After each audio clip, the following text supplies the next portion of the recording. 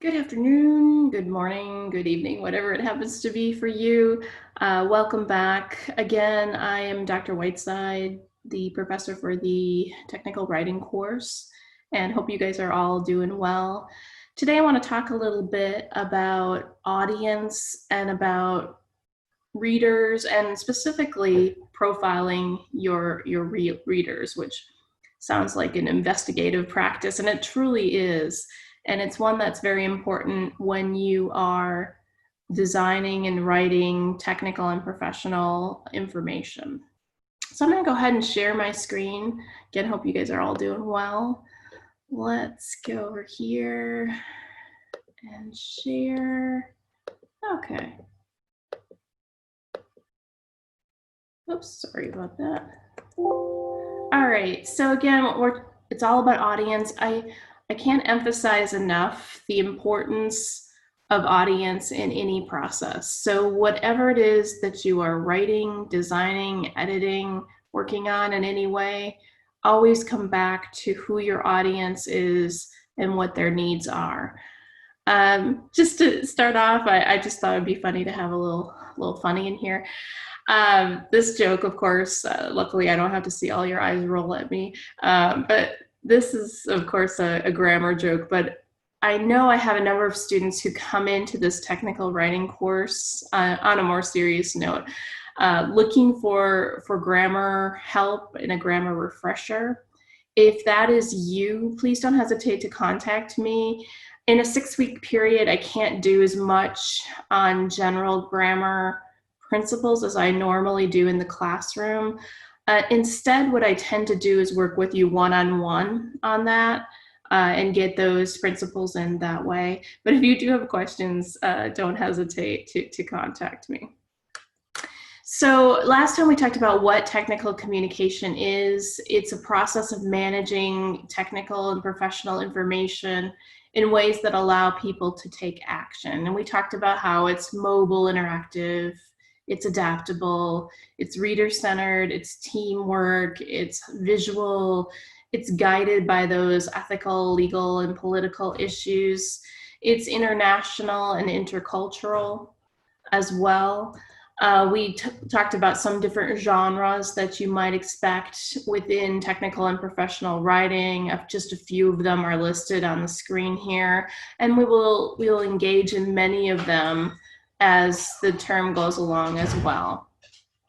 We talked about the process for writing in technical and professional writing. We talked about moving from a research and planning stage to an organizing and drafting stage, to improving that style, moving into more specific genre-based design work, and then doing your revision and your editing. And then overall, even though the arrows are only pointed in one direction, we also talked about how it's important to see all of these stages and the whole process as a very iterative process, meaning you might start with your researching and planning, and then maybe there's a change in the project and you have to restart at stage one.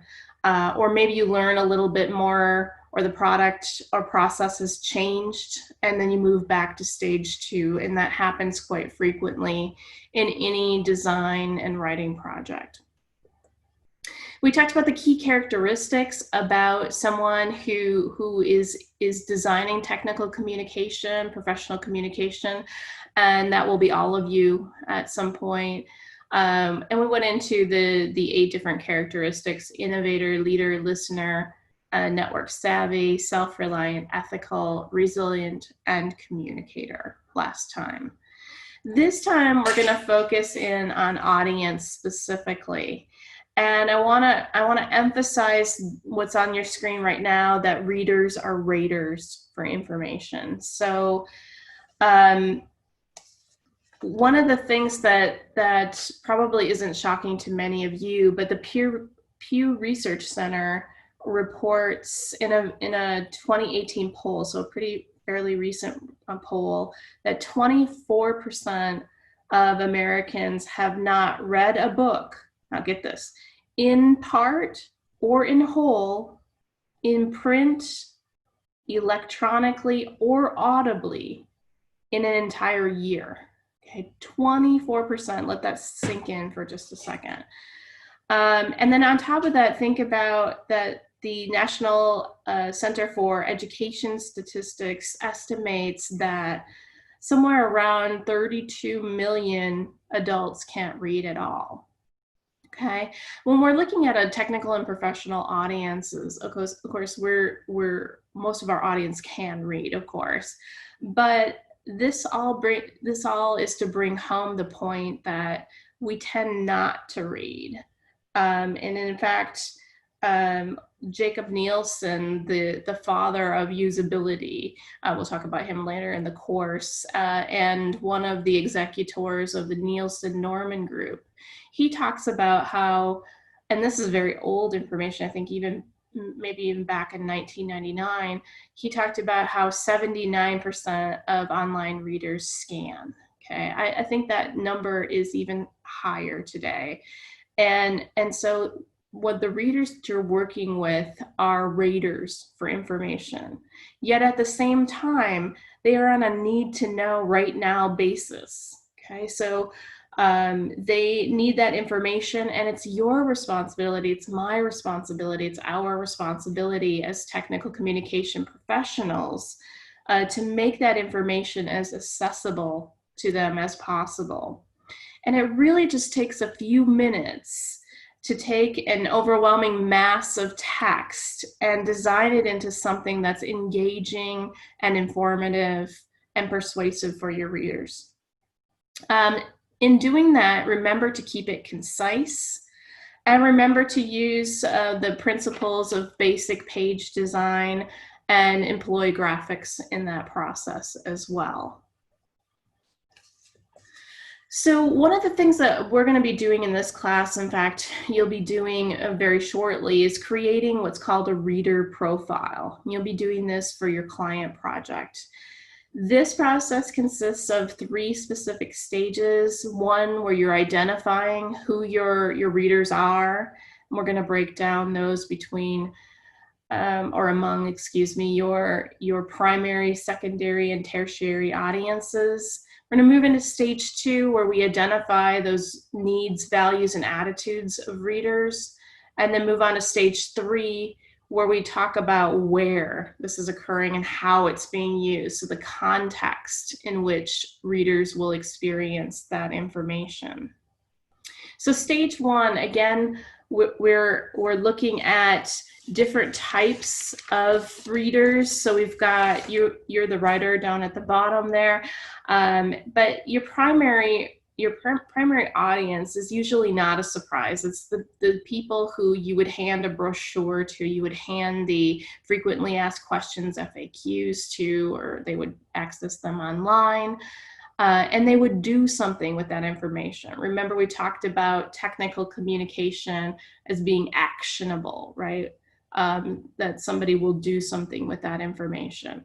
The primary readers are usually the known entity. Okay, what gets harder is when you move up into the circle and you think about advisors, and you think about, in that tertiary circle, evaluators. Okay, and so in chapter 2, we talk a little bit about what all of those different groups are. So we talk about primary readers as those who are going to make decisions based on that information. We talk about secondary readers as those in the field that might have a specialized piece of knowledge. So when I was a technical communicator, I often worked with subject matter experts when I was designing the documentation for a particular module that I was working on. So I would go to the software engineer for that particular information or advice. And so that's part of my secondary audience. And these people can have great influence on documents and documentation, and you want to work on making sure that you have a relationship with advisors, one that's courteous and kind, and that you can share and get information with. The tertiary readers or the evaluators are a wide array of outside evaluators, which include maybe news reporters, depending on what type of information you're designing, lawyers, auditors, historians, politicians, activists of certain types, environmentalists, or perhaps your direct competitors. And so it's important to keep those in mind as well.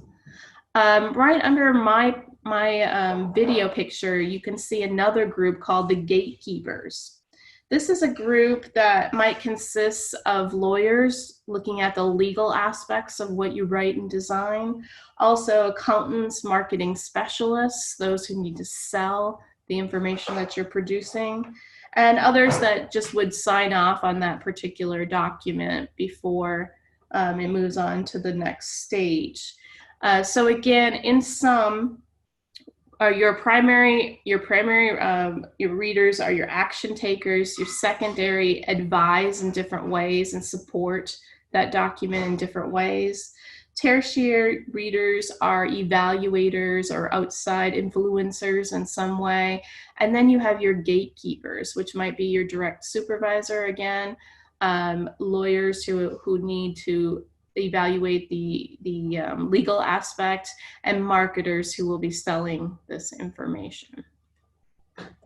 So from there, and last time we talked about this a little bit too, about the needs, values, and attitudes of our audience and how they are key to the process.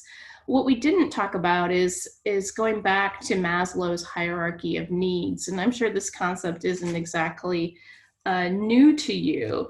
But when we think about the needs of an audience, we think about those basic needs at the bottom of the pyramid, the physiological needs, and then moving up to safety and security, love and belonging, esteem and self-actualization. Those same needs are important when we look at our audience for a document as well. And specifically, we addressed some of these questions last time, but the kind of questions you want to be asking and thinking about as you're designing any document is what kind of information do your readers need to make that decision? What details or facts do your secondary readers require if they're going to make positive recommendations to the primary reader? What kinds of products or services do they need to solve a problem or to get things done? In terms of values, we're looking at outcome standards, ideals. What do they value above all else? How do they value environmental concerns and social concerns? Is profit a key concern? It certainly is if you are an executive within an organization, so you want to keep that in mind because that gets into the tertiary and gatekeepers and how they affect the documents and different designs that we do. And then in terms of attitudes, how do your readers feel about you, your company, the topic that you're writing about? That's very important. Are they leaning one way? Are they skeptical about what you're telling them? Because if so, you need to anticipate that and write for it. The second stage of the reader profile process is to take those needs, values, and attitudes and combine them with the different reader audiences, primary, secondary, tertiary, and gatekeeper. At the same time, we want to be thinking about the 5 W's, journalistic questions. Okay, who exactly is my primary audience with secondary, tertiary, gatekeepers? What do they need this particular document for? Where will they be accessing it? When will they be accessing? And then how and why do they need it? Those are always important questions to keep in mind when you are working on your reader profile. Let's see. In terms of the third stage, we'll be looking at the where, okay, the context in which your readers will experience the information that you create. And here, you know, the physical part, that's the where, right? This is on a factory floor. Is this on a job site? Um, is the place in which the person is using it, are they using it on a mobile device? Are they out in the field? These are things that you need to know before you start to design any particular document, ideally before. And then how will you change the way that you write it, based that physical content based on what you know that they need? And by they, I mean the primary reader, but I also mean the company, and the organization and the industry as a whole. Okay. And in terms of mobile context, we'll be looking at, will scale be an issue? Okay, so if I design something in a certain environment and then deploy it to a mobile device, is that going to scale the way that I intend? Are they seeing it in the way that I intend? Are certain characters in certain languages going to mess things up? That happens quite frequently. Do the links still work as I had intended? And how will it change the experience for the reader, the organization, and the industry as a whole as well? Mobile activity, as you all know, accounts for a great deal of our reading today. In the US, it's about 40% of web traffic. And actually in African countries and other countries, it's more than 50%. And that's according to a June 2020 report from the marketing and consumer data company called Statistica. And so we're more and more moving to that that more mobile context, and so we need to make sure that we're testing for that and expecting that. Economic context, of course, relates to more financial issues, but how will those economic issues affect their decisions and influence those decisions? Will accepting your idea or your plan for this document cause the financial ramifications of any kind? For most of us, that's not the case, but it's certainly something to keep in mind. In certain times, like right now, you know, certain proposals may not be accepted just because of economics times, and so you might want to think in the back of your mind when to deploy certain projects. In terms of ethics, this is where we're getting into the personal, social, and environmental issues that are connected with your document in some way. How does it impact the rights and values of others? This is a question that you should be asking. Are you breaking any rules? And mostly with documents, we're not really rule breakers, but sometimes we might enter into issues of copyright, into patents, things like that. And so we need to keep aware of the laws and the rules of the context that we're working with.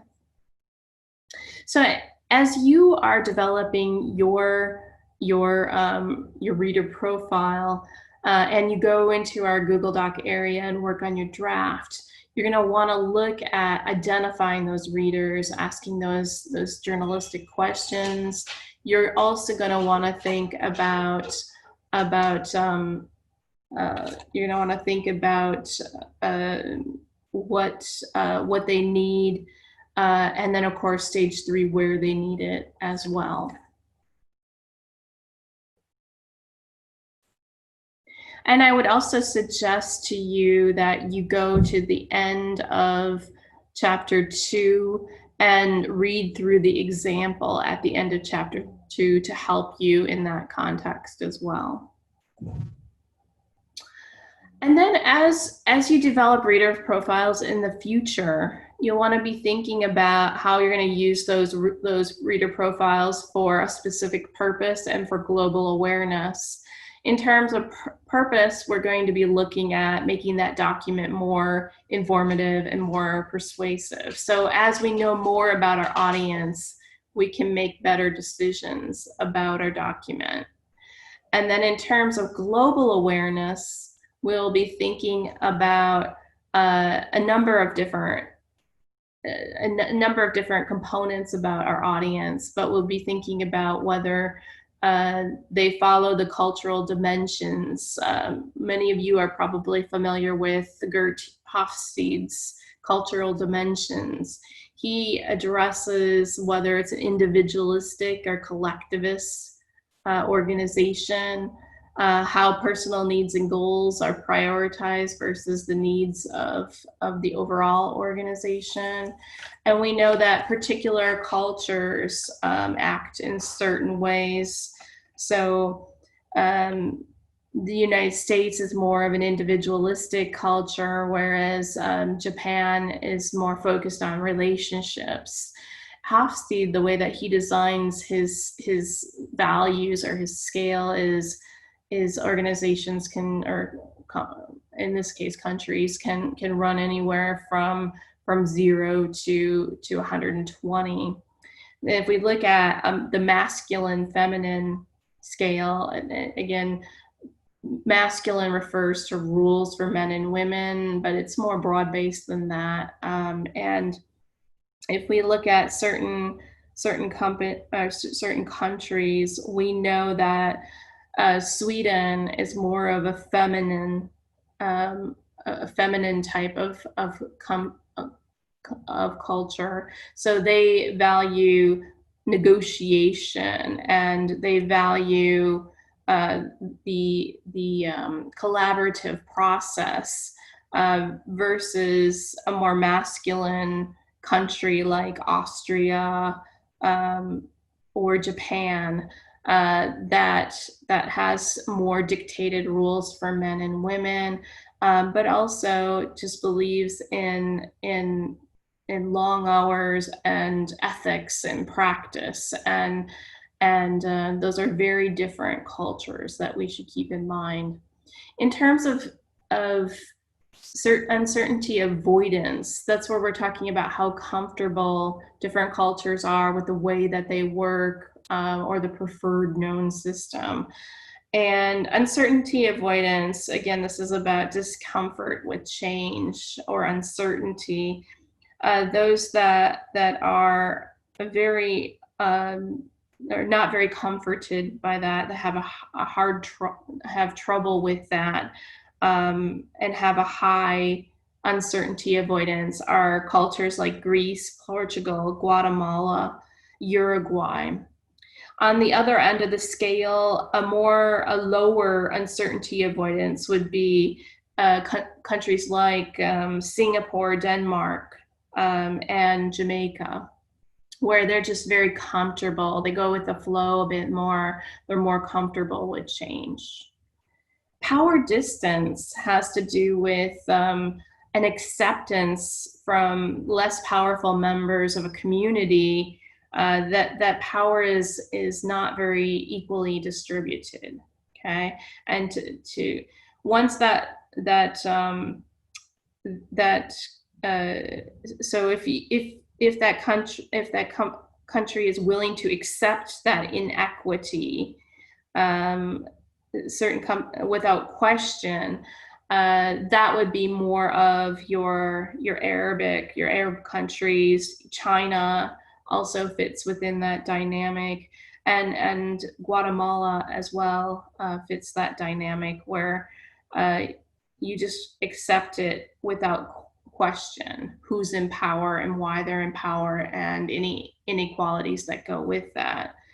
Other countries like the United States, Germany, and especially Austria have a low power dynamic where they feel very forthright in challenging that inequity in power. Time perspective is where we look at again, that long-term versus short-term perspective. And the US would fall into more of that short-term perspective, where we might engage in more flattery and maybe oversell ourselves in a way that a country that has more of a long-term perspective, time perspective, sees negotiations and relationships. Uh, they might even lower or humble themselves in your presence because they're more modest and they're looking more long-term. And then finally, indulgence and restraint, allowing gratification of basic drives, um, life versus and having fun versus regulating it through social norms. Much the same on that scale, but it's just an important thing to keep in mind as you're designing documents for different cultures. If you work in companies that have offices abroad and have a number of different global consumers, just make sure you take a few minutes, Google Gert Hofstede's cultural dimensions, and think about each one of these items on the scale here from 0 to 120, where that country or culture fits, and what that means for the document that you are designing. So, given all these different dynamics, what can we control? Because our audience obviously is going to be multifaceted depending on where they're coming from and how that culture reacts to any one of these items on your screen. But there are a couple of important points, and they're listed right over on the side here. Always listen carefully to what's being said. And think about being professional and polite. That usually is important across the board. Research the target culture. Anyone wants to know when you're working with them that you've taken the time, you've invested the time in them. Avoid humor. We just don't know how that's going to translate, how that will appear in different cultures. And then again, look at and learn from people in the target culture. Okay, so reading about them is not going to be enough. Actually connect with them and gain firsthand more information about that culture before you decide to design documents for it. Okay, so that's a little bit about chapter 2 and audience.